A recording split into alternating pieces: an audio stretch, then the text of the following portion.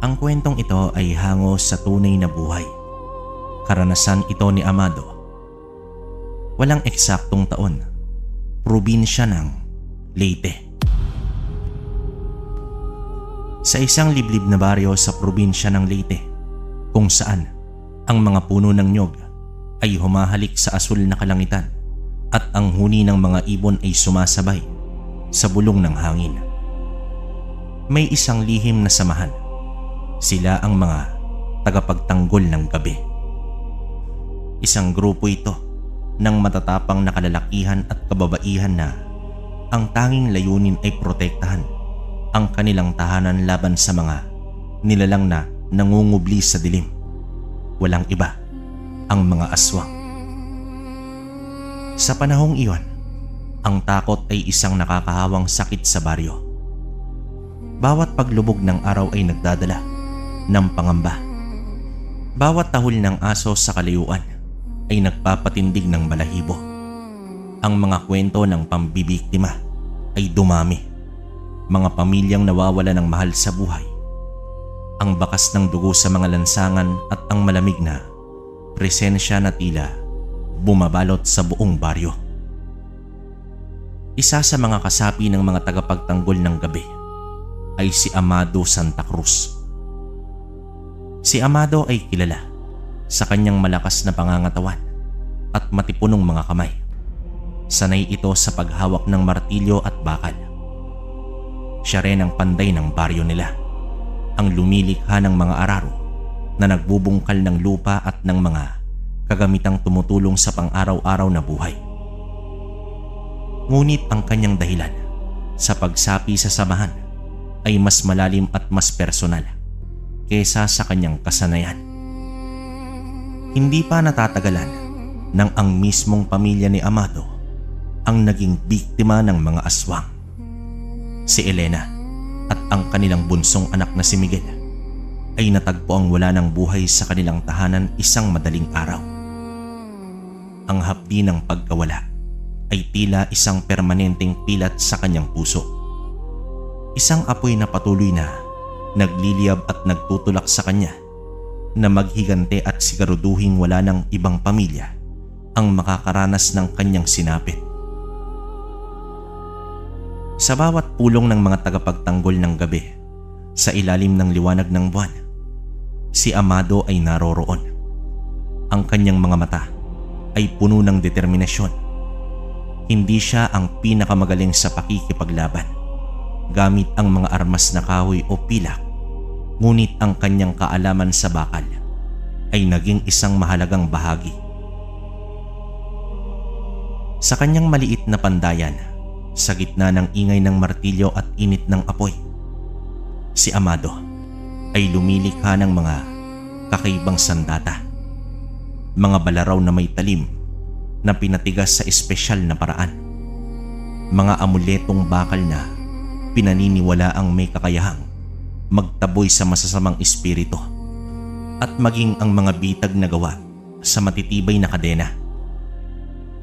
Isang gabi noon, habang ang buwan ay nakasilip sa likod ng maitim na ulap, isang balita ang dumating sa kanilang taguan. May isang pamilya sa hilagang bahagi ng baryo ang muling inatake.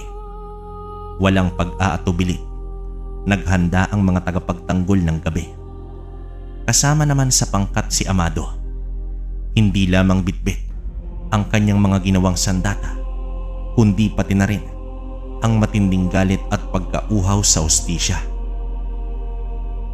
Ang kanilang paglalakbay sa madilim na gabi ay puno ng kaba. Ang bawat ingay sa paligid ay tila nagpapaiwatig ng panganib. Nang marating nila ang bahay ng mga biktima, ang nakita nilang eksena ay nagpatunay sa kanilang pinakamasamang takot.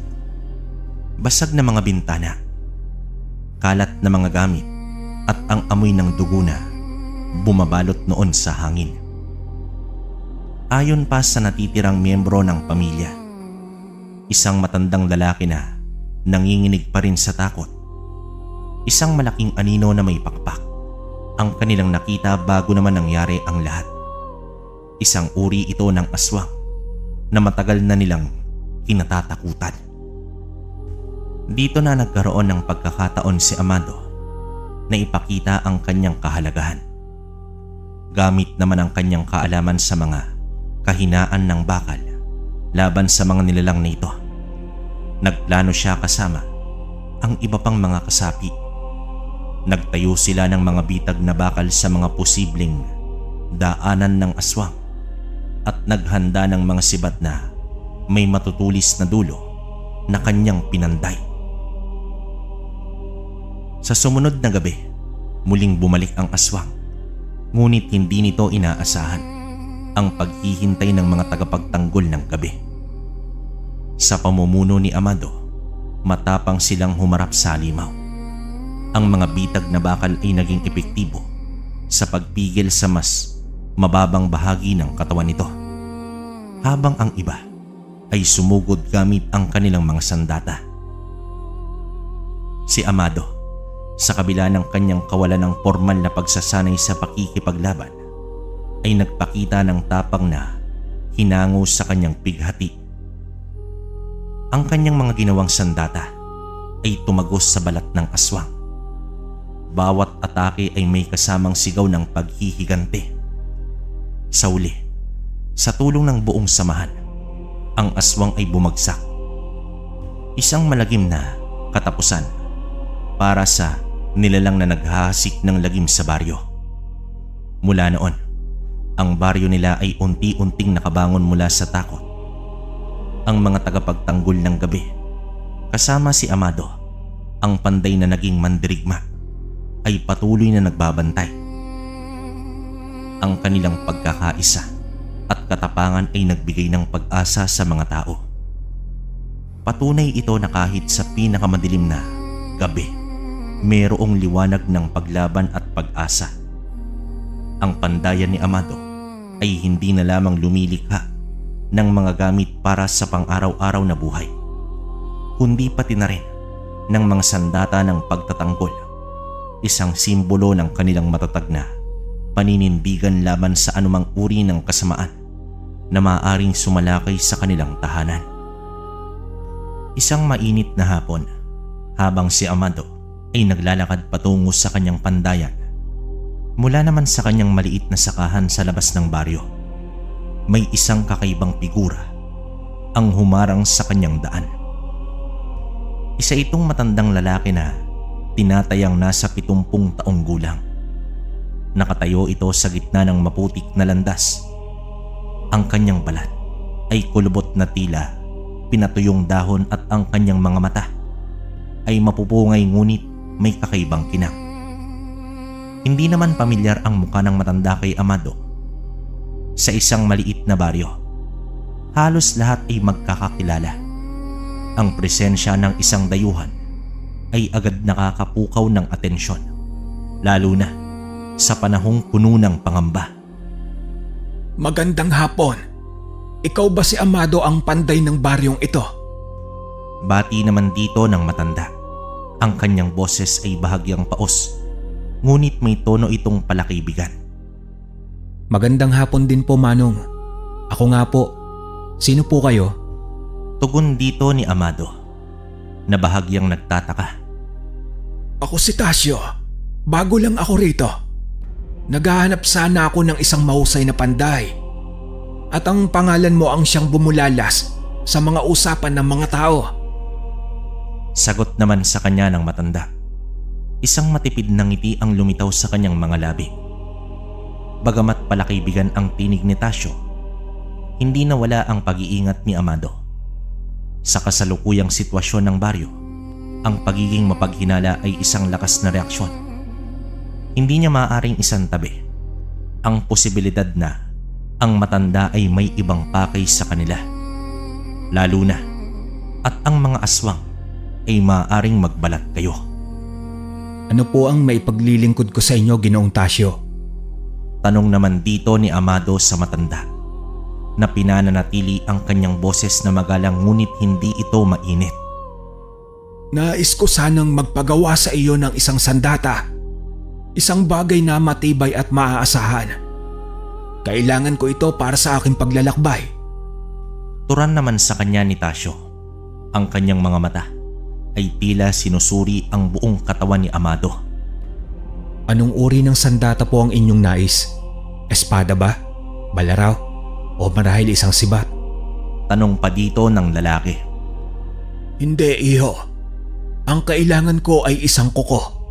Mahaba, matalim, at matibay na parang sungay ng kalabaw. 2 nito. Sagot naman dito ng matanda. Bahagyang nagulat si Amado sa kailingan nito. Karaniwang mga kagamitan sa bukid o kaya mga simpleng armas ang ipinapagawa sa kanya. Ang isang kuko na parang sungay ay isang kakaibang kailingan para sa isang paglalakbay. Para saan po ninyo gagamitin ang ganoong uri ng sandata, Ginoong Tasyo? Usisa pa dito ni Amado na hindi may tago ang kanyang labis na pagtataka.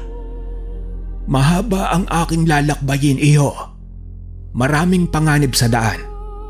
Kailangan ko ang mga kukong ito upang maprotektahan ang aking sarili. Sagot naman dito ng matanda. Ang kanyang ngiti ay bahagyang naglaho. Napalitan ito ng isang ekspresyong hindi mabasa. Tumango na lamang si Amado, bagamat hindi pa rin kumbinsido. Ang kanyang pandayan ay hindi lamang isang lugar ng paggawa ng bakal. Ito rin ay isang lugar kung saan sinusuri niya ang mga karakter ng mga tao sa pamamagitan ng kanilang mga kailingan. Ang kailingan ni Tasyo ay hindi pangkaraniwan at ang kanyang mga mata ay tila may itinatago. Kailangan ko ang mga ito sa loob ng 3 araw. Babayaran ko ang anumang halaga na iyong hihilingin. Basta't matibay at matalas sa mga ito. Dagdag na wika pa rito ng matanda sa kanya. Sige po, Ginoong Tasyo. Subukan po ninyong bumalik makalipas ang 3 araw. Sagot naman dito ni Amado. Nagpasya ito na pagbibigyan ang kailingan ngunit hindi pa rin lubusang nagtitiwala. Matapos ang kanilang pag-uusap, nagpatuloy si Tasyo sa kanyang paglalakad patungo sa loob ng baryo. Habang si Amado naman ay nagpatuloy lang sa kanyang pandayan. Ang isipan ay puno ng pagtataka at bahagyang pagkabahala. Ang kakaibang kailingan at ang misteryosong presensya ni Tasyo ay nagdulot ng isang hindi mapakaling pakiramdam sa puso ng panday. Alam niyang kailangan niyang maging mas mapanuri sa dayuhang ito, lalo na sa panahon ang panganib ay maaaring magkubli sa anumang anyo. Ang paggawa ng mga kukong bakal ay magiging isang pagsubok, hindi lamang sa kanyang kasanayan bilang panday, kundi pati na rin sa kanyang pagiging mapagmatyag bilang isang tagapagtanggol ng gabi. Pagkalipas ng 3 araw, ang init ng hapon ay tila mas tumitindi. Ang hangin ay nagmistulang isang mainit na haplos sa balat. Si Amado, abala sa pagpukpok ng bakal sa kanyang pandayan. Narinig nito ang mga yabag ng mga paa na papalapit. Nang itinaas niya ang kanyang ulo, nakita niya ang nakangiting mukha ni Tasyo. Ang matanda ay tila masigla kesa noong una nilang pagkikita. Ang kanyang mga mata ay kumikislap na parang mga bituin sa isang madilim na gabi. Magandang hapon muli, Amado. Narito ako upang kunin ang aking pinagawang sandata. Pagbati naman dito ng matanda. Ang kanyang boses ay tila masigla. Tumango lamang si Amado. Inilapag ang kanyang martilyo at pinunasan ang pawis sa kanyang noo gamit ang likod ng kanyang kamay. Narito na po, Ginoong Tasyo. Wika naman dito ni Amado. Inilalahad ang 2 kukong bakal na kanyang ginawa. Ang mga ito ay mahaba, matatalim at pinakintab na parang mga sungay ng kalabaw. Eksaktong ayon sa kailingan ng matanda. Ang bawat isa ay may matibay na kapitang bakal na maaaring ikabit sa kamay. Kinuha ni Tasyo ang mga kuko Ang kanyang mga mata ay puno ng paghanga habang pinagmamasdan ang mga ito. Hinawakan niya ang isa, sinubukan ang talim gamit ang kanyang daliri, at isang maliit na hiwa ang agad na lumitaw. Perpekto! Mahusay kang panday, Amado. Higit pa sa aking inaasahan. Bulong dito ng matanda na ang kanyang tinig ay puno ng kasiyahan. Nagbayad naman si Tasyo kay Amado ng halagang hindi nito inaasahan. Isang malaking supot ng baryang pilak na tila hindi karaniwan para sa isang bagong dating sa baryo. Habang ibinubulsa ni Amado ang bayad, muling nagsalita si Tasyo. Ang kanyang tono ay bahagyang nagbago, naging mas seryoso. Amado, alam mo ba kung bakit kailangan nating ipagtanggol ang ating bayan? Wika naman dito ni Tasyo na ang mata ay nakatitig ng diretso kay Amado. Nagulat naman dito ang panday sa biglaang pagbabago ng usapan ng dalawa. Dahil po sa mga aswang, dahil sa kanilang pambibiktima at ang takot na kanilang ikinakalat. Pagsagot naman dito ni Amado sa matanda. Tama ka, iyo. Ngunit hindi lamang takot ang kanilang ninanais. Ninanais din nila ang isang bagay na mas mahalaga. Isang bagay na nagbibigay ng proteksyon sa ating lupain. Sang-ayon naman dito ni Tasyo. Bahagyang natahimik si Amado at nag-isip tungkol sa bagay na sinasabi ng matanda. Hanggang sa nagpatuloy ito sa kanyang pagsasalita. Ang mutya ng kalamansi. Sagot naman dito ni Tasyo. Ang kanyang boses ay bumaba na parang isang lihim na ibinubulong ng hangin. Napakunot ang noo ni Amado. Ang mutya ng kalamansi ay isang kwentong bayan na matagal niya nang narinig mula pa sa kanyang lola noong siya ay bata pa. Ayon sa alamat, ito ay isang maliit na buto ng kalamansi na nagtataglay ng malakas na enerhiya. Nagbibigay proteksyon sa buong baryo laban sa anumang uri ng masamang espiritu. Ngunit itinuring lamang niya itong isang lumang kwento, isang katang-isip lamang. Ang mutya ng kalamansi, akala ko po ay isa lamang itong alamat. Pag-uulit pa dito ni Amado na tila hindi ito makapaniwala. Hindi, Amado. Ito ay totoo. At ito ang dahilan kung bakit mas lalong tumindi ang pambibiktima ng mga aswang sa panahong ito. Alam nilang humihina ang proteksyon ng mutya at sinusubukan nilang makuha ito. Mariing wika naman dito ni Tasyo. Kung gayon, nasan po ang mutyang ito? Tanong naman dito ni Amado. Ang kanyang puso ay nagsimulang bumilis ang tibok. Ito ay nakatago sa isang lugar na pinoprotektahan ng sinaunang mahika. Kung walang nagmamay-ari nito, ay maaari itong mahulog sa mga maling kamay. Dagdag na wika pa ni Tasyo. Tumingin si Tasyo kay Amado. Ang kanyang mga mata ay puno ng kaulugan. Ang sandatang ito na iyong ginawa, Amado, hindi ito para sa aking paglalakbay. Ito ay para sa iyo. Mula nang una kitang makita, Amado, nakita ko ang apoy sa iyong puso. Ang galit at ang determinasyon na ipagtanggol ang iyong bayan. Ikaw ang siyang pinili. Pagpapaliwanag pa dito ni Tasyo. Ang mga salita ng matanda ay isang tagpo na napakabilis para sa kanya. Kung ano man ang pakay ng matanda sa kanyang harapan, ay wala siyang ideya. Pero sa tingin niya ay totoo ang mga sinasabi nito. At dito na itanong niya rito kung bakit siya ang pinili ng mutya. Para maging tagapag-ingat na mutya ng kalamansi. Para protektahan ito laban sa mga aswang. At siguraduhing mananatili itong ligtas para sa kapakanan ng baryo. Mariing sagot naman dito ni Tasyo. Hindi makapaniwala si Amado sa kanyang narinig.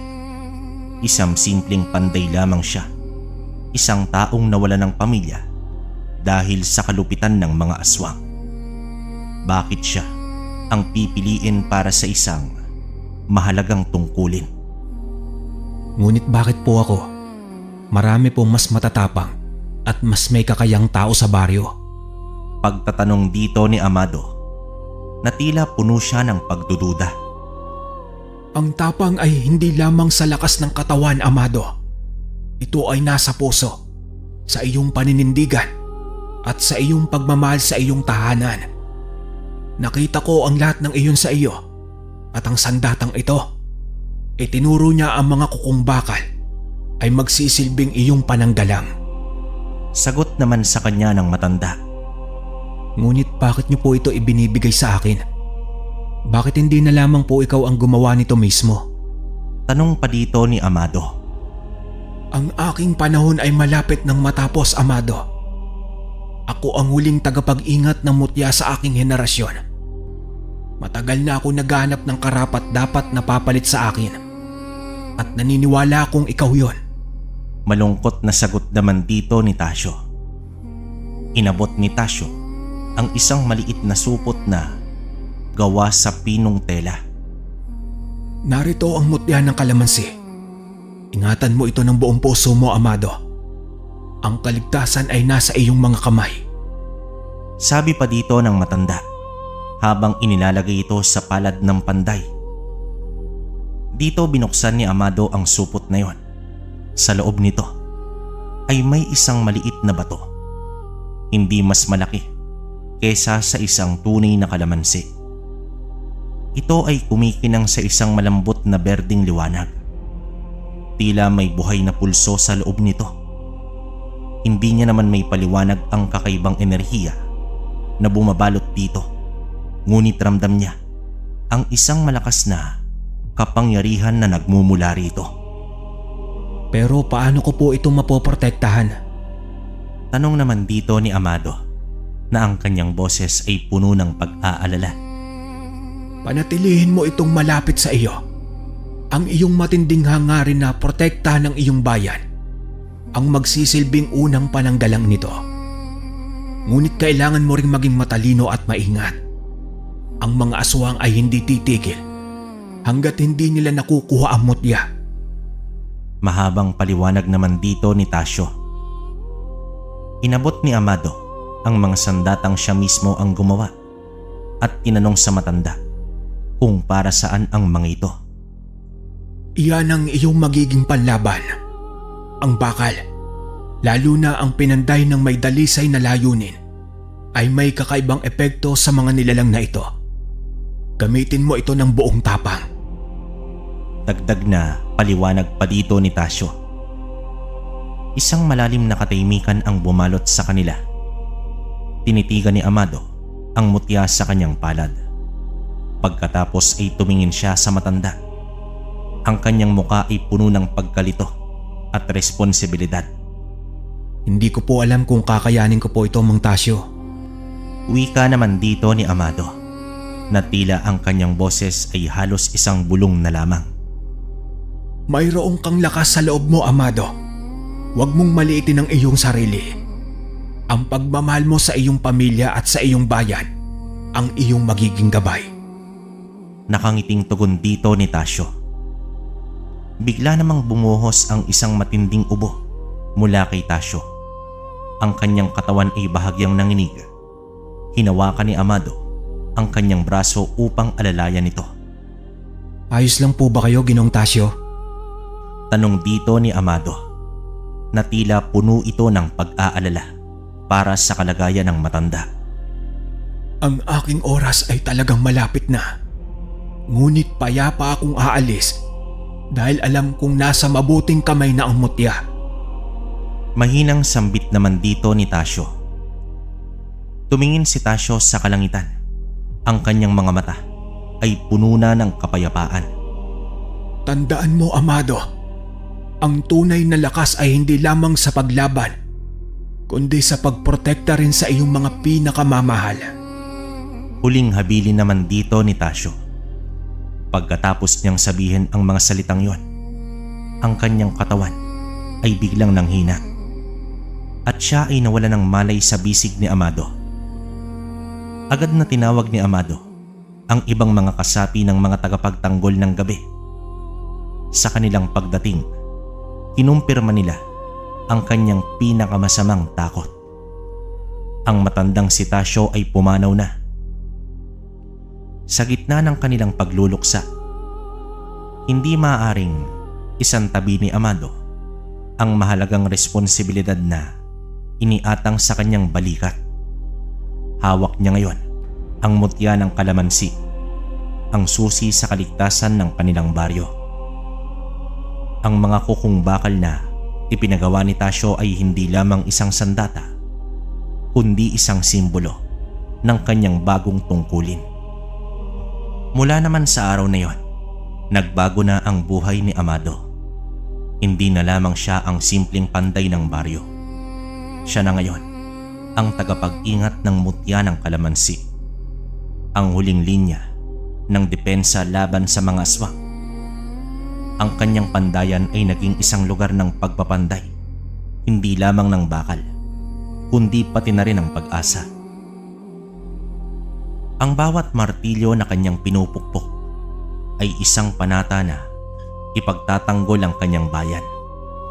Ang alaala ni Elena at Miguel ang kanyang magiging lakas, at ang mutya ng kalamansi ang kanyang magiging gabay sa dilim na kanilang kinakaharap. Ang kwento ng panday na naging tagapagbantay ay nagsisimula pa lamang. Ang pagpanaw ni Tasyo, bagamat isang dayuhan na dumating lamang sa kanilang buhay ng hindi inaasahan, ay nagdulot pa rin ng isang matinding lungkot sa puso ng grupo ni Amado. Ang kanyang biglaang pagkawala ay tila isang malamig na hangin na humahampas sa kanilang bagong tuklas na pag-asa. Dito ipinagluksa nila ang matanda sa abot ng kanilang makakaya. Nagtirik ng kandila at nag-alay ng mga panalangin para sa kanyang kaluluwa. Sa maikling panahon na nakasama nila si Tasyo, naramdaman nila ang kanyang malasakit at ang bigat ng responsibilidad na kanyang inatang kay Amado. Ang kanyang dedikasyon sa pagprotekta sa baryo ay isang bagay na kanilang iginagalang. Gayunpaman, sa gitna ng kanilang kalungkutan, ang presensya ng mutya ng kalamansi ay nagbibigay ng isang bagong silakbo ng pag-asa. Ang maliit na batong kumikinang sa malambot na berdeng liwanag ay tila naglalaman ng isang pangako ng proteksyon, isang garantiya na hindi sila lubusang pinabayaan sa kanilang laban kontra sa dilim. Ang enerhiya na nagmumula rito ay nakapagpapasigla, isang tahimik na bulong ng lakas at katatagan. Sa pangunguna ni Amado, ang mga tagapagtanggol ng gabi ay nagtipon. Ang takot na dating bumabalot sa kanilang mga puso ay unti-unting napapalitan ng isang matatag na determinasyon. Alam nilang hindi sapat ang pag-asa lamang. Kailangan nila itong samahan ng aksyon at paghanda. Ipinagkatiwala sa atin ni Ginoong Tasyo ang isang malaking responsibilidad. Hindi natin maaaring sayangin ang kanyang sakripisyo. Kailangan natin maging handa sa anumang pagsubok na ating haharapin. Wika naman ni Amado sa kanyang mga kasamahan. Ang mutya ng kalamansi ay mahigpit niyang hinawakan sa kanyang mga palad. Mula noon, ang baryo ay naging isang kampo ng pagsasanay. Ang mga matatapang na kasapi ng mga tagapagtanggol ng gabi ay walang pagod na sinanay si Amado sa iba't ibang uri ng pisikal na labanan. Itinuro nila sa kanya ang mabisang paggamit ng iba't ibang sandata, mula sa mga simpleng bolo hanggang sa mas komplikadong sibat at pana. Ang kanyang malakas na pangangatawan bilang panday ay naging isang malaking kalamangan, at sa tulong ng kanilang mga tagapagsanay, mabilis siyang natuto ng mga bagong teknik sa pakikipaglaban. Ngunit ang kanilang pangunahing atensyon ay ang mutya ng kalamansi.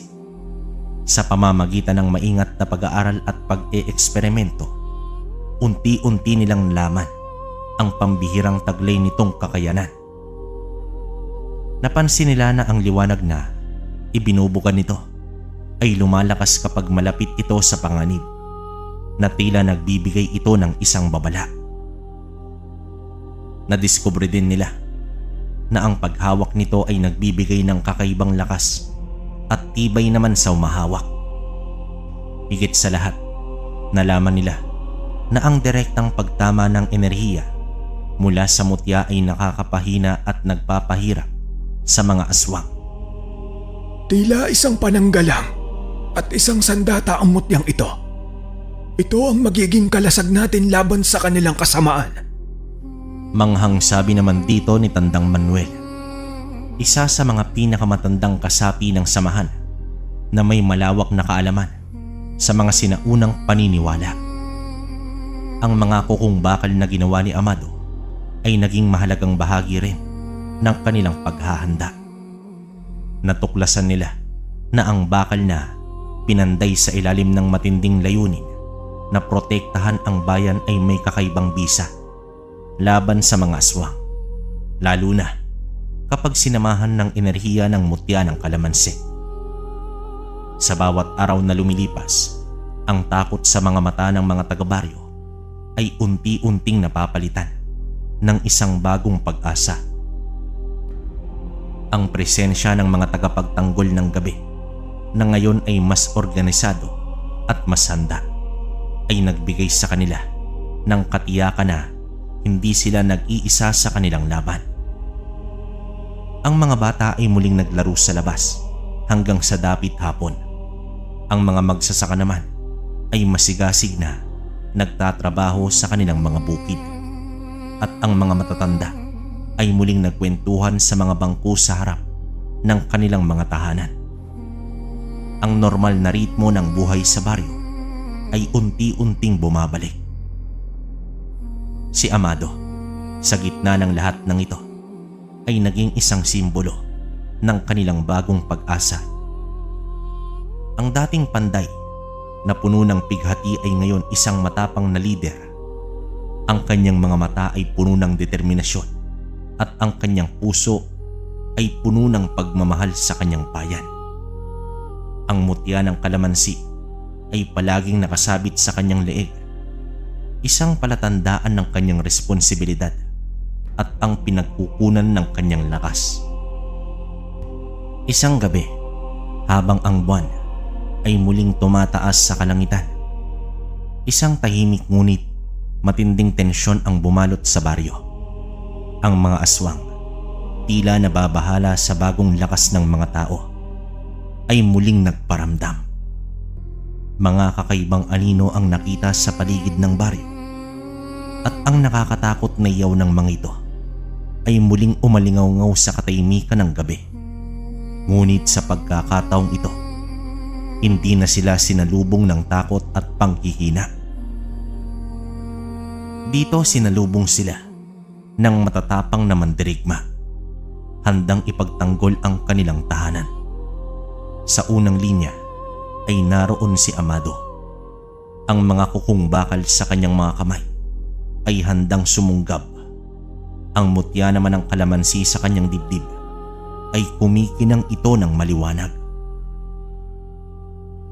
Ang labanan ay naging mabangis. Ang mga aswang sa kanilang desperadong pagtatangka na mabawi ang kanilang kontrol sa baryo ay sumugod ng walang awa. Ngunit ang mga tagapagtanggol ng gabi na pinamumunuan ni Amado ay matatag na humarap sa kanila. Ang enerhiya ng mutya ng kalamansi ay naging isang mabisang sandata, nagpapahina sa mga aswang sa bawat direktang pagtama nito.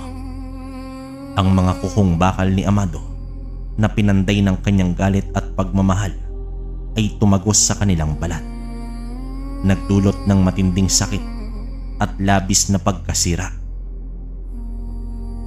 Sa bawat aswang na mga bumabagsak, ang pag-asa sa puso ng mga taga-baryo ay lalong tumitibay. Ang kanilang pananampalataya sa kanilang mga tagapagtanggol at sa kapangyarihan ng mutya ng kalamansi ay hindi ito natitinag. Nakita nila ang tapang ni Amado, ang kanyang dedikasyon sa pagprotekta sa kanila, at ito ay nagbigay sa kanila ng lakas na harapin ang kanilang sariling mga takot. Sa madaling araw, nang ang unang sinag ng araw ay sumilay sa parte ng silangan, ang labanan ay natapos. Ang mga aswang na dumanas ng matinding pagkatalo ay umurong sa kadiliman. Nag-iwan ng katahimikan sa baryo. Ang mga tao ay lumabas mula naman sa kanilang mga tahanan. Ang kanilang mga muka ay puno ng pasasalamat at labis na kagalakan. Dito sinalubong nila ang mga tagapagtanggol ng gabi bilang kanilang mga bayani, at si Amado ang kanilang naging pinuno at simbolo ng kanilang tagumpay. Mula noon, ang baryo ay hindi na muling ginambala ng talamak na pambibiktima ng mga aswang.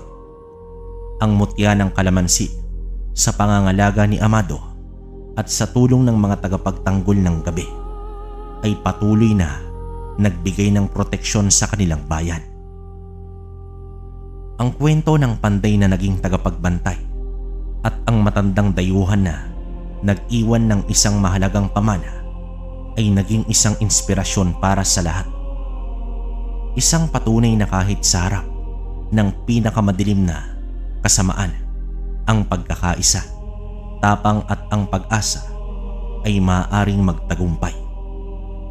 Ang mga ngiti sa mga mukha ng mga taga-baryo ay hindi lamang nagpapahiwatig ng kaligtasan, kundi pati na rin ng isang matibay na pananampalataya sa kanilang kakayahang harapin ang anumang hamon na darating pa. Ang bagong umagang ito ay hindi lamang nagdala ng liwanag sa kanilang baryo, kundi pati na rin ng isang pangmatagalang kapayapaan.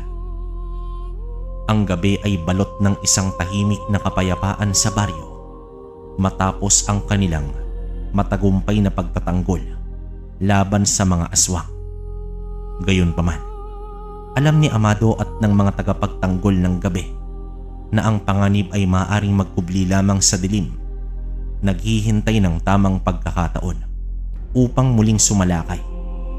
Kaya naman, hindi sila nagpakampante.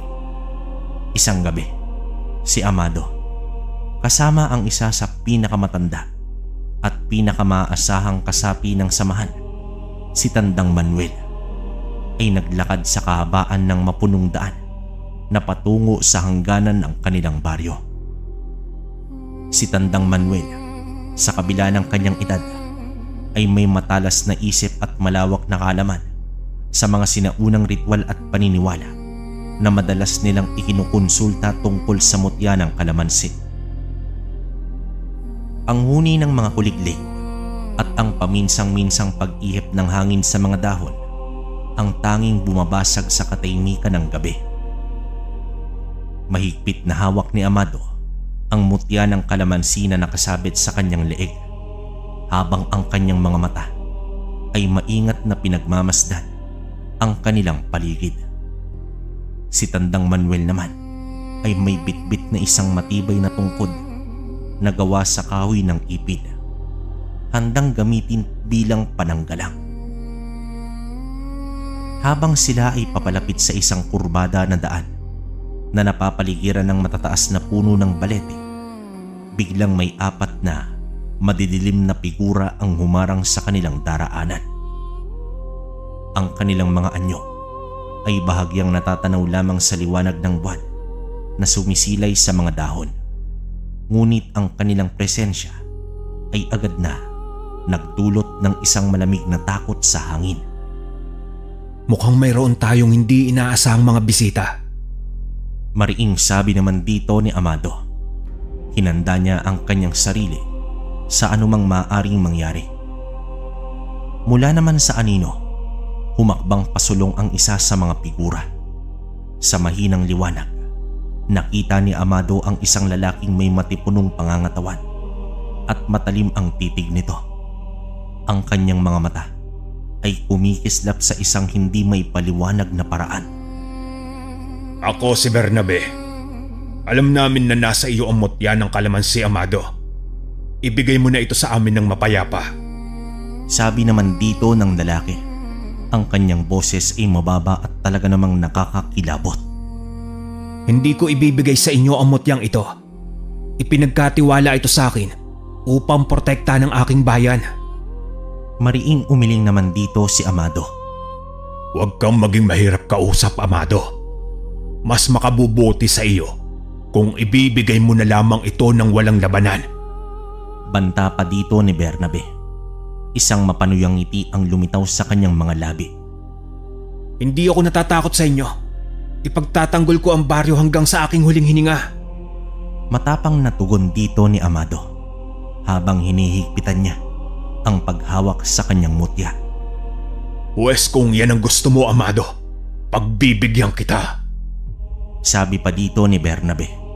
At sa isang senyas niya, ang 3 iba pang mga aswang ay tila naghanda na sa isang pag-atake. Wala nang ibang pagpipilian.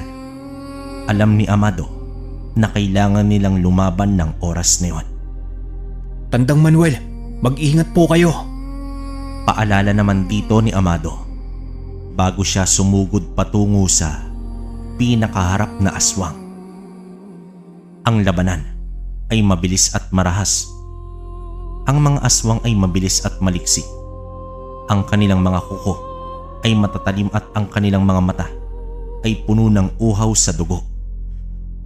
Dito sinubukan ni Amado na gamitin ang enerhiya ng mutya ng kalamansi. Itinuturo ito sa kanyang mga kalaban na nagdulot sa kanila ng bahagyang pag-urong dahil naman sa hapdik. Gamit ang mga kukong bakal na ginawa niya, nakipaglaban si Amado ng buong tapang. Sa isang mabilis na pag-atake, nagawa niyang sunggaban ang isang aswang.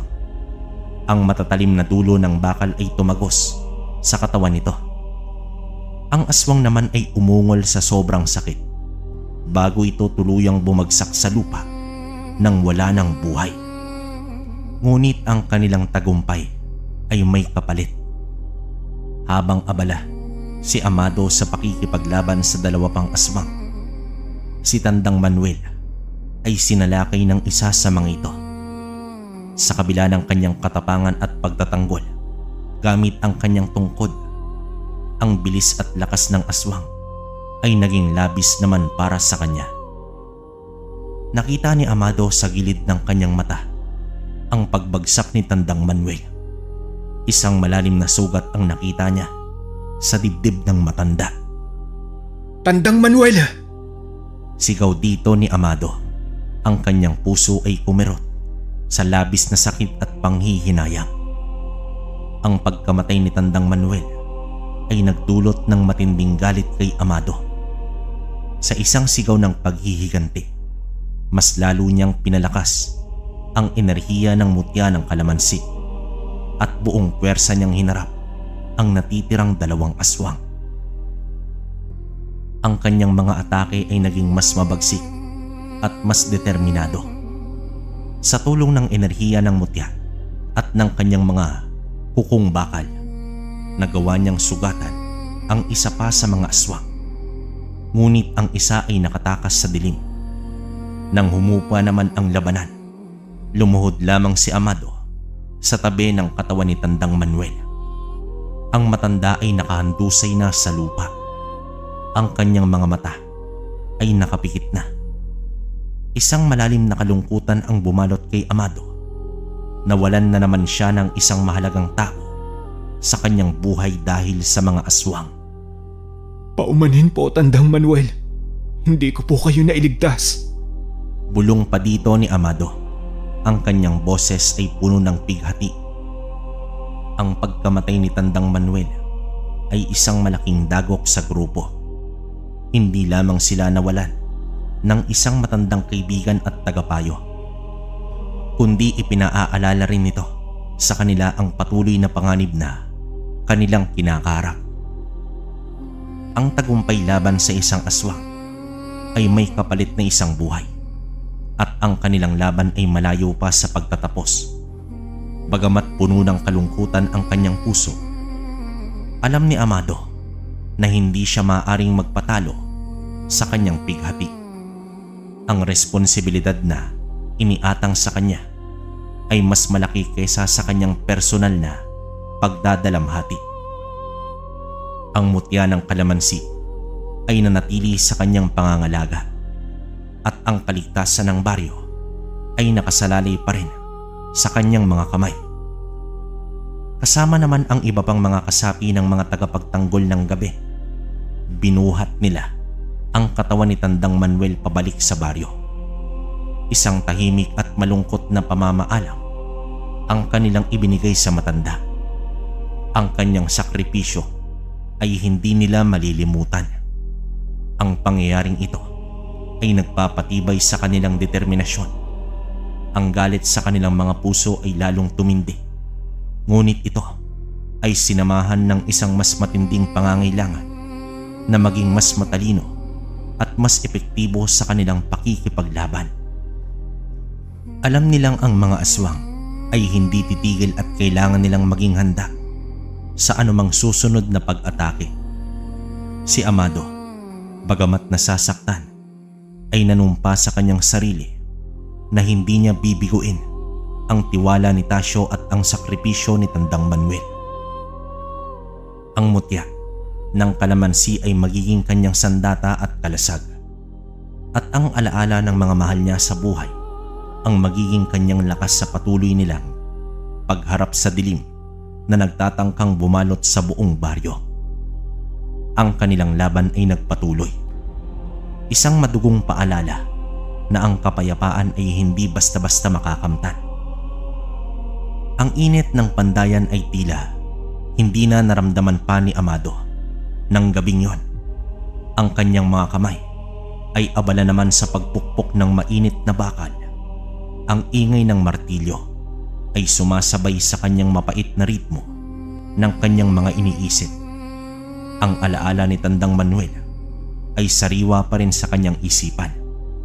Isang sugat na hindi agad maghihilom.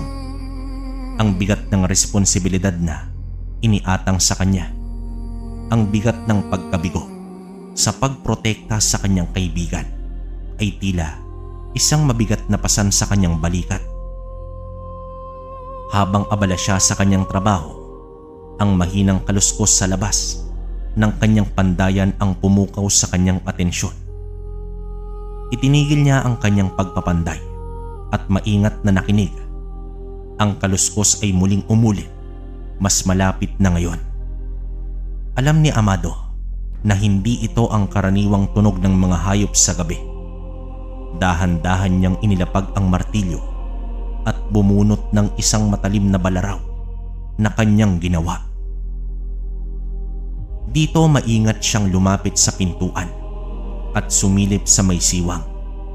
Sa mahinang liwanag ng buwan, nakita niya ang isang pamilyar na figura na nakatayo sa labas. Si Bernabe, ang aswang na humarang sa kanila noong gabing namatay si Tandang Manuel. Isang malamig na galit ang kumulo sa dibdib ni Amado.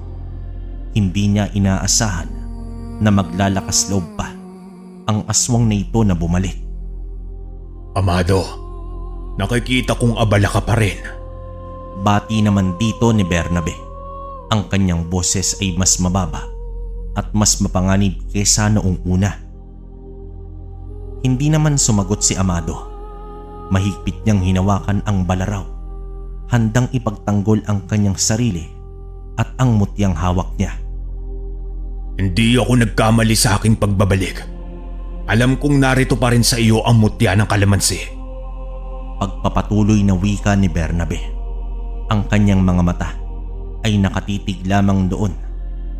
Hindi ko ibibigay sa iyo ang mutyang ito, Bernabe. Lumayas ka na bago pa kita mapilitang paslangin. Mariing sabi naman dito ni Amado. Ang boses nito ay puno ng pagbabanta. Akala ko ba ay natuto ka na sa nangyari sa iyong matandang kaibigan? Ang pagmamatigas mo ay walang maidudulot na mabuti, Amado. Dito tumawa si Bernabe. Isang malamig at nakakakilabot na tunog. Ang pagtatanggol sa aking bayan ay hindi pagmamatigas. Ito ay tungkulin. Tugon pa dito ni Amado. Tungkulin? Ano ang iyong bayan kumpara sa kapangyarihan na maaaring ibigay sa iyo ng mutyang iyan? Isipin mo, Amado. Maaari kang maging katulad namin. Malakas at walang kinatatakutan. Mapanuyang ulit na wika naman dito ni Bernabe. Mas gugustuhin ko pang mamatay bilang isang tao kaysa mabuhay bilang isang halimaw. Mariing sambit naman dito ni Amado. Kung iyan ang iyong desisyon, pagbabayaran mo ito. Hindi lamang ikaw ang magdurusa, Amado. Mayroon akong mga paraan upang kumbinsin ka na isuko ang mutya. Maghintay ka lamang. Ang ngiti sa labi ni Bernabe ay biglang nawala. Napalitan ito ng isang mapanganib na ekspresyon. Pagkatapos niyang sabihin ang mga salitang yon, si Bernabe ay mabilis na tumalikod at naglaho sa dilim ng gabi. Tila isang anino na biglang nawala. Ang banta ni Bernabe ay nagdulot ng matinding pagkabahala kay Amado. Alam niyang ang aswang na ito ay hindi nagbibiro. Ang kanyang sinabi tungkol sa mas malalang mangyayari ay nagparamdam kay Amado ng isang malamig na takot, hindi para sa kanyang sarili kundi para sa iba pang mga kasapi ng mga tagapagtanggol ng gabi at sa buong baryo. Dito agad na ipinaalam ni Amado sa natitirang mga kasapi ng samahan ang tungkol sa pagbisita ni Bernabe at ang kanyang mga banta. Nagpulong sila ng gabing yun. Ang tensyon sa kanilang maliit na taguan ay halos mahawakan. Kailangan nating mas maging maina. Ang mga aswang ay desperado na. Hindi natin alam kung ano ang kanilang susunod na gagawin. Wika naman dito ni Aling Marta. Ang kanyang muka ay puno ng pag-aalala. Kailangan nating palakasin ang ating seguridad. Maglagay tayo ng mga bantay sa paligid ng baryo at maganda sa anumang pag-atake. Dagdag na wika naman dito ni Mang Topeng, isa sa pinakamatatapang na mandirigma sa grupo nila. Sumang-ayon ang lahat sa mga mungkahi. Alam nilang kailangan nilang mas maging mapagmatyag at mas handa kaysa kailanman. Ang banta ni Bernabe ay isang malinaw na indikasyon na ang laban ay malayo pa sa pagtatapos. Makalipas ang ilang araw, isang mahalagang pulong ang itinakda ng grupo sa isang liblib na lugar sa labas ng baryo. Isang maliit na kubo sa gitna ng kakawiyan na kanilang ginagamit bilang kanilang lihim na tagpuan. Napagkasunduan nilang pag-usapan ang kanilang mga susunod na hakbang at pagtibayin ang kanilang mga plano sa pagtatanggol. Maagang nagtungo naman si Amado sa lugar ng pagpupulong. Ang mutya ng kalamansi ay mahigpit niyang nakayakap.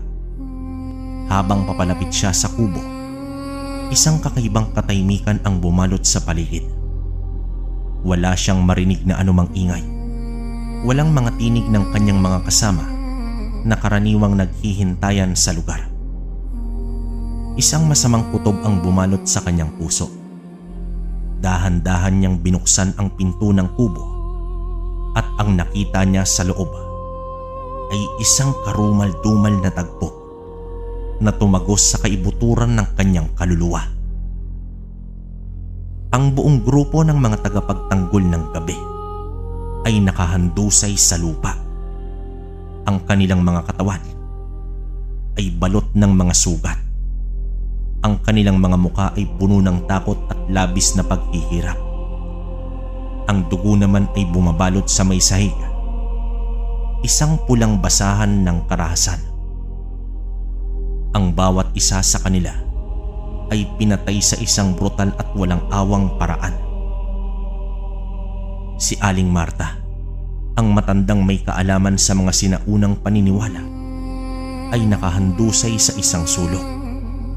Ang kanyang mga mata ay dilat sa isang nakakatakot na ekspresyon Si Mang Topeng naman, ang matapang na mandirigma, ay nakahiga sa gitna ng kubo.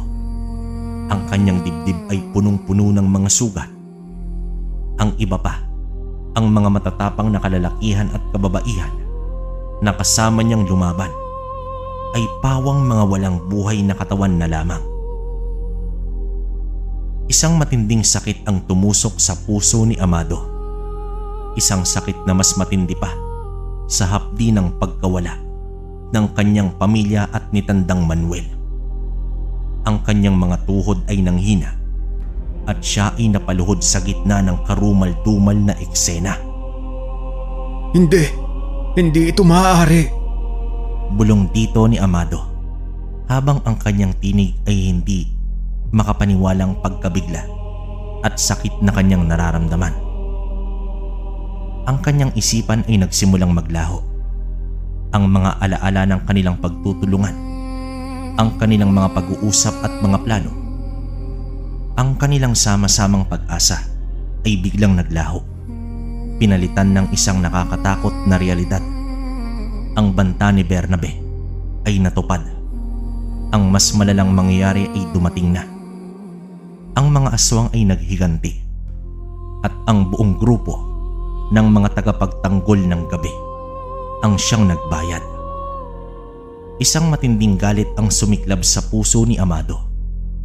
Isang apoy na sumusunog sa lahat ng kanyang pagdadalamhati at labis na panghihinayang. Ang kanyang mga kamay ay nanginginig. Ang kanyang mga ngipin ay nagngangalit. Ang mutya ng kalamansi na mahigpit niyang hawak ay tila nagpupuyos din sa enerhiya. Halos mabaliw si Amado sa kanyang nakita. Ang kawalan ay napakalaki. Ang sakit ay hindi matitiis. Ang kanyang mga kasamahan, ang kanyang mga kaibigan, ang mga taong kasama niyang lumaban para sa kaligtasan ng kanilang bayan ay wala na. At alam niya kung sino ang may kagagawa nito. Walang iba, si Bernabe. Ang aswang na nangahas na hamunin siya. Ang aswang na nagbanta sa kanila. Ang kanyang galit ay umabot na sa sukdulan. Lumalampas sa anumang maaring kontrolin. Sa gitna ng karimlan at karahasan, isang matinding panata ang nabuo sa puso ni Amado. Hindi niya hahayaang mapunta sa wala ang sakripisyo ng kanyang mga kasama. Hindi niya hahayaang magtagumpay ang kasamaan. Gagawin niya ang lahat kahit na ang kapalit nito ay ang kanyang sariling buhay upang mapaghiganti ang kanilang pagkamatay at protektahan ang natitirang bahagi ng baryo mula sa mga halimaw na ito. Ang pag-asa na dating kumikislap sa kanyang puso ay napalitan ng isang matinding uhaw sa hustisya. Ang panday na puno ng pighati ay muling lilitaw. Ngunit sa pagkakataong ito, siya ay hindi lamang isang tagapagbantay, kundi isang anghel ng kamatayan para sa mga aswang na nagasik ng lagim sa kanilang bayan. Ang kanyang laban ay naging personal. Isang madugong paghihiganti para sa mga inosenteng buhay na kinitil. Ang karumal-dumal na tagpo sa kubo ay tumatak ng malalim sa kaluluwa ni Amado. Isang permanenteng pilat na hindi kailanman maghihilom. Ang dating apoy ng pag-asa at determinasyon sa kanyang mga mata ay napalitan ng isang malamig at nakakatakot na katahimikan. Ang bigat ng pagkawala ay tila humihigop sa kanyang lakas. Ang kanyang puso ay isang guho ng sakit at galit. Sa pagkasawi ng mga tagapagtanggol ng gabi, ang takot ay muling bumalik sa baryo. Mas matindi at mas nakaparilsa kesa kailanman. Ang pag-asa na kanilang natikman ay biglang nawala. Pinalitan ng isang madilim na pangamba. Ang mga tao ay muling nagkulong sa kanilang mga tahanan sa paglubog ng araw. Ang bawat kaluskos at anino ay nagdulot ng matinding pagkatakot. Ngunit sa kabila ng kanilang pangamba, isang kakaibang pangyayari ang unti-unting napansin sa baryo ng mga aswang. Ang kanilang bilang na dating tila walang katapusan ay unti-unting nababawasan. Ang mga atake ay naging mas madalang at ang mga kwento ng mga aswang na natagpuang patay sa iba't ibang lugar sa paligid ng baryo ay nagsimulang kumalat sa bulungan. Dito nagkaroon ng pagdududa si Bernabe. Ang paraan ng pagkamatay ng kanyang mga kasama ay hindi ang karaniwang gawa ng mga mortal. Mayroon isang kakaibang brutalidad, isang hindi may paliwanag na kapangyarihan sa likod ng mga ito. Ang kanyang hinala ay bumagsak kay Amado. Ang panday na may hawak ng mutya ng kalamansi ay maaaring maging mas mapanganib kaysa sa kanilang inaakala. Gayunpaman, kahit anino ni Amado ay hindi nila nakikita. Ang pandayan ay nanatiling tahimik at walang laman. Ang baryo ay tila ba nilamon ng katahimikan matapos ang trahedya. Hindi nila alam kung saan nagtatago ang panday o kung ano ang kanyang binabalak. Lumipas ang mga buwan at ang bilang ng mga aswang ay patuloy na humihina. Ang takot sa baryo ay nanatili, ngunit may bahagyang pag-asa na sumisilay sa ilang puso. Marahil naisip nila ay natakot ang mga aswang at lumayo na. Hindi nila alam ang tunay na nangyayari. Isang gabi, sa kailaliman ng kagubatan na hindi kalayuan sa baryo, isang piging ang naganap sa lihim na nayon ng mga aswang. Ito ay isang taunang ritual, isang pagtitipon ng lahat ng kanilang uri mula sa iba't ibang lugar. Ito ay isang panahon ng pagdiriwang ng kanilang kasamaan, ng pagpapalakas ng kanilang mga alyansa at ng pagpaplano ng kanilang mga susunod na hakbang. Si Bernabe na puno ng galit at pagkabahala sa unti-unting pagkaubos ng kanyang mga tauhan ay naroon. Ang kanyang mga mata ay puno ng paghihiganti at determinasyon na hanapin at parusahan si Amado. Habang nasa kasagsagan ang ritual, sa gitna ng nakakatakot na awitan at sayawan, sa paligid ng isang malaking apoy, isang hindi inaasahang pangyayari ang bumulabog sa kanilang pagdiriwang. Isang figura ang biglang lumitaw mula sa kadiliman, mabilis at tahimik na parang isang anino. Si Amado. Hindi niya nakalimutan ang karumal-dumal na tagpo sa kubo.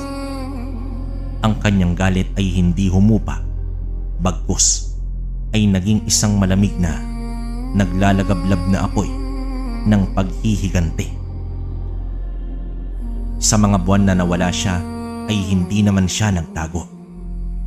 Naghanda siya, pinag-aralan niya ang kanilang mga gawi, ang kanilang mga kahinaan. Ang mutya ng kalamansi ay naging kanyang kasama. Ang enerhiya nito ay dumadaloy sa kanyang mga ugat, nagbibigay sa kanya ng lakas at labis na proteksyon. Sa kanyang mga kamay ay meron siyang mga sulo na babad sa langis, handa ng magliyab. Sa isang mabilis na kilos, inihagis niya ang mga ito sa gitna ng paging. Ang apoy ay agad na kumalat, lumiyab sa mga nilalang ng gabi. Isang malaking kaguluhan ang bumulabog sa nayon ng mga aswang. Ang kanilang nakakatakot na iyawan ay napalitan ng mga sigaw ng sakit at pagkasunog. Ang kanilang mga balat ay nasusunog at ang kanilang mga katawan ay nagliliyab. Ang amoy ng nasusunog na laman ay bumalot sa hangin. Si Bernabe, na hindi makapaniwala sa kanyang nakikita, ay napuno ng matinding galit. Amado, magbabayad ka sa iyong ginawa. Sigaw dito ni Bernabe. Ang kanyang boses ay puno ng puot. Ngunit si Amado ay hindi na ang panday na kanilang minamaliit. Ang sakit at ang galit ay nagpalakas sa kanya. Ginawa siyang isang instrumento ng paghihiganti. Hindi siya natakot sa apoy. Hindi siya natakot sa mga aswang. Ang tanging nasa isip niya ay ang paghihiganti sa pagkamatay ng kanyang mga kasamahan, habang ang apoy ay patuloy na sumusunog sa nayon ng mga aswang. Si Amado ay nakipaglaban ng walang takot. Ang enerhiya ng mutya ng kalamansi ay nagbigay sa kanya ng proteksyon laban sa apoy at nagpalakas sa kanyang mga pag-atake. Ang mga kukong bakal sa kanyang mga kamay ay naging mga pangil ng kamatayan para sa mga aswang na kanyang nilalapitan. Maraming aswang ang bumagsak sa kanyang mga kamay. Ang kanilang mga katawan ay sunog at sugatan. Ang kanilang taunang ritual ay nauwi sa isang malagim na trahedya. Ang kanilang pagdiriwang ay naging isang libing. Si Bernabe, na hindi makapaniwala sa kanyang nakita, ay sumugod kay Amado sa isang desperadong pag-atake. Ang kanilang labanan ay naging masidhi. Ang kanilang galit ay nag-aapoy na parang apoy na sumusunog sa kanilang paligid. Ngunit si Amado, na pinalakas ng kanyang paghihiganti at ng kapangyarihan ng mutya, ay naging mas malakas at mas determinado. Sa uli, isang malakas na atake nagawa ni Amado na mapabagsak si Bernabe. Ang aswang na nagdulot ng labis na pagdurusa sa kanya at sa kanyang bayan ay nakahandusay sa lupa.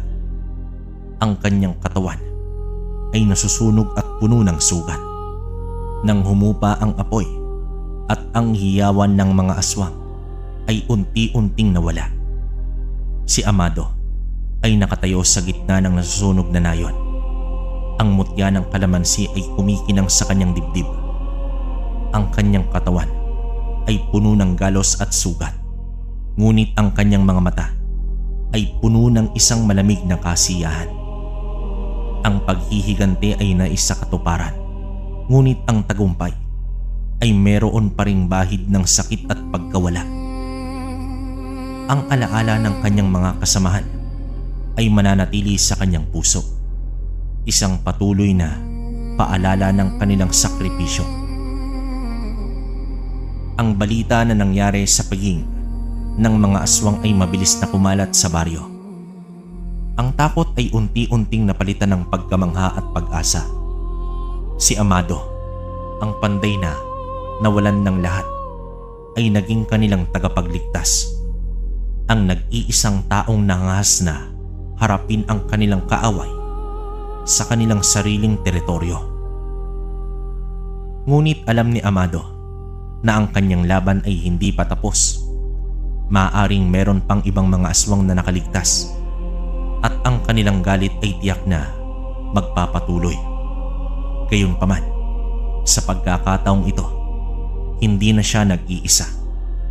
Ang kanyang ginawa ay nagbigay ng lakas at inspirasyon sa iba pang mga taga-baryo. Ang apoy ng paglaban ay muling sumiklab sa kanilang mga puso. Si Amado, ang tahimik na panday, ay naging isang alamat. Ang kanyang tapang at determinasyon ay nagbigay ng bagong pag-asa sa kanyang bayan. At sa bawat paglubog ng araw, habang ang mga anino ay muling humahaba, ang mga tao ng baryo ay hindi na lamang naghihintay sa kanilang kapalaran. Sila ay naghahanda, handang ipagtanggol ang kanilang tahanan. Inspirasyon ng kanilang tagapagligtas na si Amado. Ang balita ng kanyang walang takot na paglusob sa piging ng mga aswang ay kumalat ng mabilis sa mga karatig bayan. Hindi lamang sa kanilang baryo. Si Amado, ang dating panday, ay hindi na lamang isang tagapagtanggol. Siya ay naging isang alamat, isang birator ng aswang na kinatatakutan ng mga nilalang ng dilim at iginagalang ng mga mortal. Ang kanyang pangalan ay naging isang bulong ng pag-asa sa mga lugar na pinananalasa ng mga aswang. Sa bawat paglubog ng araw, si Amado ay nagiging isang anino. Naglilibot ito sa paligid ng baryo at sa mga karatig pook, handang harapin ang anumang banta. Ang kanyang mga kukong bakal, ang mutya ng kalamansi na palaging nakasabit sa kanyang leeg, at ang kanyang mataas na balaraw, ang kanyang naging mga kasama. Ang kanyang pandayan ay nanatiling tahimik. Ang apoy nito ay matagal nang napawi. Simbolo ng kanyang bagong buhay na nababalot ng pakikipaglaban. Naging mabagsik siyang tagapagtanggol. Walang awas sa kanyang mga kaaway. Ang kanyang galit sa pagkamatay ng kanyang pamilya at mga kasama ay nagtulak sa kanya. Ginawa siyang isang walang humpay na puwersa laban sa kasamaan. Maraming aswang ang bumagsak sa kanyang kamay. Ang kanilang paghahari ng takot ay unti-unting nawawala sa kanyang mga pagsalakay. Subalit sa kabila ng kanyang kabayanihan, ang ngiti sa puso ni Amado ay tila hirap ng may balik. Ang kanyang mga mata na dating puno ng init at pagmamahal ay nabalot ng isang malamig na kalungkutan. Ang kanyang mga labi ay bihirang maglabas ng tawa. Ang kanyang tinig ay naging mas madalang at mas mapurol. Ang buhay ni Amado ay nabalot ng lungkot at bighati. Ang alaala ng kanyang mga mahal sa buhay at ang karumal-dumal na pagkamatay ng kanyang mga kasamahan ay palaging naroroon. Isang hindi maalis na anino na sumusunod sa kanya saan man siya magpunta. Ang tagumpay sa bawat laban ay hindi nagdulot ng tunay na kasiyahan. Tanging isang pansamantalang panghupa lamang ng kanyang sakit. Hindi na rin niya ninais na magkaroon ng kaibigan o kasamahan. Ang sakit ng pagkawala ay masyadong matindi. Isang malungkot na mandirigma, isang birador na aswang. Ang tanging kasama ay ang kanyang pighati at ang kanyang walang humpay na laban. Ang mga tao sa baryo at sa mga karatig lugar ay iginagalang siya. Ngunit merong ding bahid ng takot sa kanilang mga mata kapag siya ay kanilang nakikita. Ang mabagsik na tagapagtanggol ay tila lumayo na rin sa kanila. Ang puso ay abala sa pakikipaglaban sa kanyang sariling mga demonyo. Sa paglipas ng mga taon, ang kwento ni Amado ay naging isang alamat na puno ng kabayanihan at trahedya. Ang birador ng aswang na nag-alay ng kanyang buhay sa pagprotekta sa iba, ngunit hindi na kailanman natagpuan ang kapayapaan sa kanyang sarili.